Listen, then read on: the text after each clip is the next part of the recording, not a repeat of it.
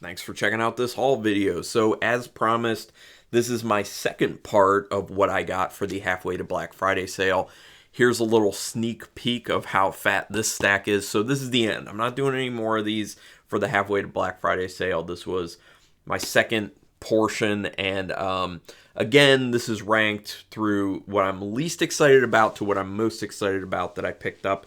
And some of these I've already seen before, so I can talk a little bit about them, like my feelings on them.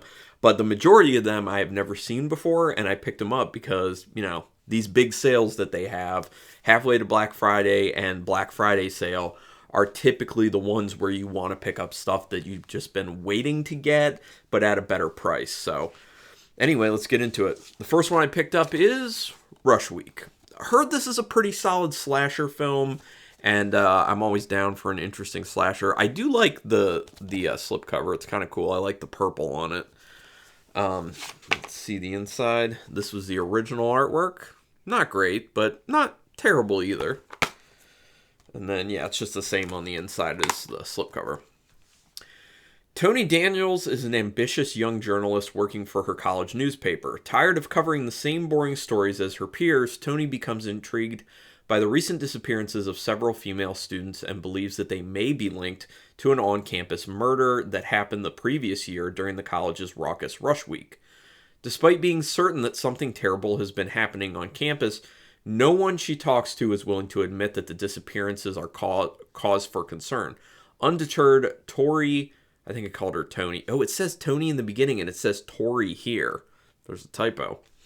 Undeterred, Tori decides to investigate the mystery on her own, but before long finds herself becoming embroiled in a twist-filled saga of deeply buried and bloody secrets which attract the attention of a sadistic killer who will stop at nothing to hide the truth. Yeah, sounds like a fun time. Like I said, I'm into slashers, especially lesser-known slashers, so I'm going to give it a go. My next one is a foreign film. I think this is from Hong Kong, I want to say. It's a Ringo Lam film. And the other Ringo Lam film that I got for Vinegar Syndrome was Burning Paradise, which is an awesome martial arts film. If it's still available and people are interested in martial arts, I highly recommend getting that because it's a great martial arts film. Just really fun. Undeclared War, if people care. There's my number, 4325. Undeclared War, not the greatest cover art. A little bit better on the back, but still not great. One of these bottom loaders that I'm not a big fan of. And then on the inside, I just flipped it to that. And there is a poster, as well as a little booklet in there as well, right here. So I'm not going to pull it all out, but there's a poster and a booklet. So I always look forward to reading their essays because they're usually really good. They're usually very academic in nature. Undeclared War. After a Polish diplomat and his family are murdered by a radical terrorist organization, CIA agent Gary Redner tracks the violent extremist group to Hong Kong on a personal mission of revenge. Once in Hong Kong, the rough and ready Gary is reluctantly partnered with by-the-book Special Branch Inspector Bong in order to track down the terrorists before their next horrific attack. While the two men do not see eye to eye professionally nor culturally, they must put aside their personal differences and work together in order to take down the terrorist organization as well as the group's mysterious and ruthless leader known only as Hannibal. I'd seen the trailer for this one. It looked like a good time, so hopefully it is a good time. Looks like it had some good action. And I'm very surprised I was able to just get that in like that without having any issues. Usually these are tough. Although, I think I said this on another video. What I've discovered is that when you're doing that, kind of like push the sides in, and it will make it bow out a little bit on the top and bottom so that it's easier to slide in. Finally figured that one out. All right, the next one is one that a lot of people have not purchased. It's been available on that website for quite some time, which is why it's taken me this long to actually go ahead and get it.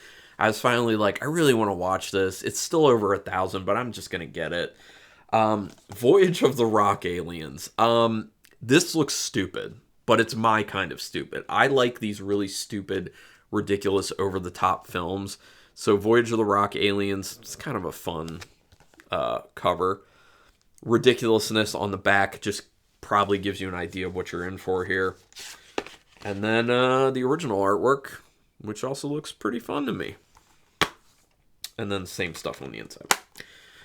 A group of aliens in a guitar-shaped spaceship are on the hunt to find the true source of rock and roll. After spotting teenage Dee Dee and her boyfriend Frankie, each of whom are vying to become the top rocker in the small town of Spielberg, the aliens land only to set off of an increasingly...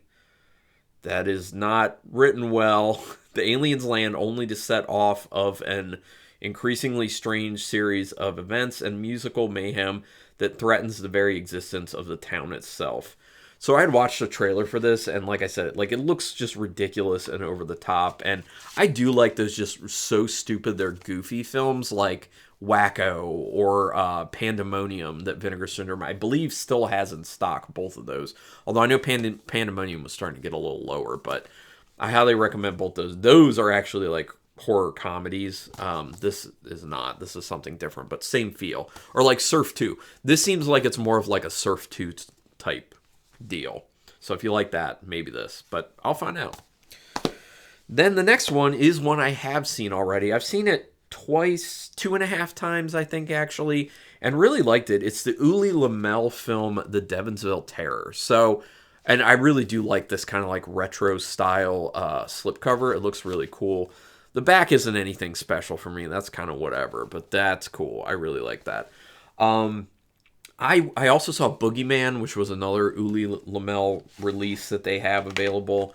And I didn't really like that one, but I do really like the Devonsville Terror. Maybe part of the reason being there's some nice Donald Pleasance in it, you know? And who doesn't like some Donald Pleasance? Nothing new on the inside.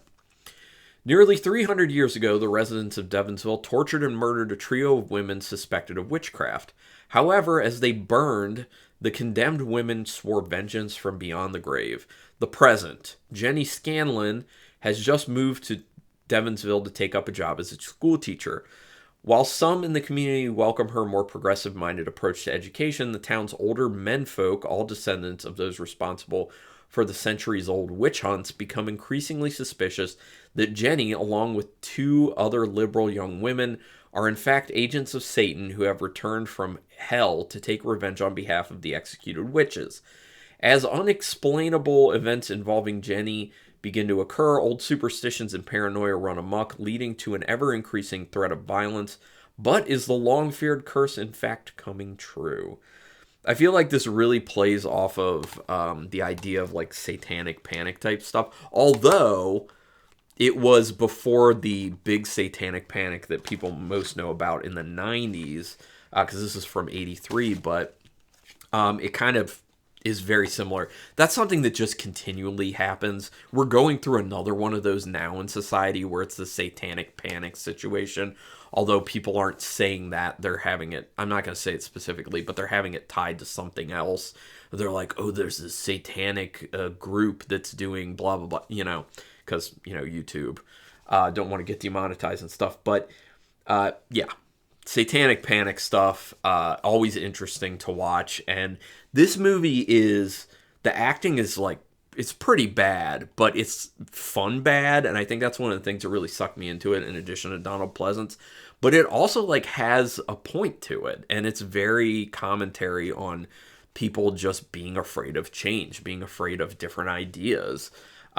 It's a really good movie. I actually really enjoyed this one. Well, when I say a really good movie, like, there are aspects of it that are really good, but then there are aspects of it that are just terrible, but enjoyable terrible. So, Devonsville Terror, I'm very glad to finally have.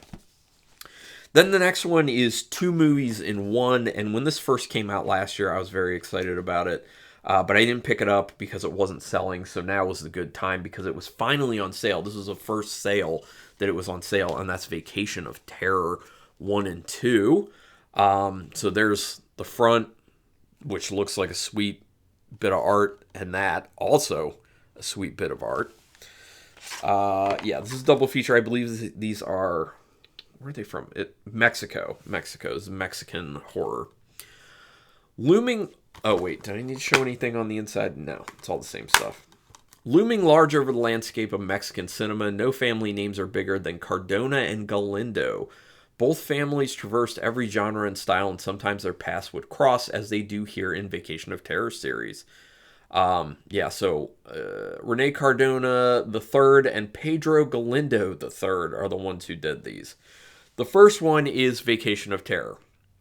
After inheriting a new summer home from a deceased relative, wealthy Fernando brings his family, his niece Paulina, and her boyfriend Julio, who happens to be an occult expert, alone for the vacation.